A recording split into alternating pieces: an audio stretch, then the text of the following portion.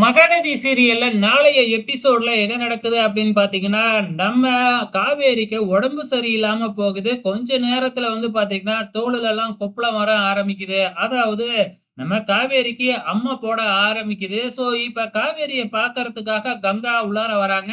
ஆனா, குமரனோட அம்மா இருந்துகிட்டு கங்காவ தடுத்து நிப்பாட்டி, "நீ இங்க வராத. நீ வெறும் புள்ளத்தாச்சியா இருக்க. இது உனக்கு பரவுச்சு அப்படின்னா குழந்தைக்கே ஆபத்து." அப்படின்னு பார்த்தீங்கன்னா, ரொம்பவுமே பயமுறுத்துறாங்க.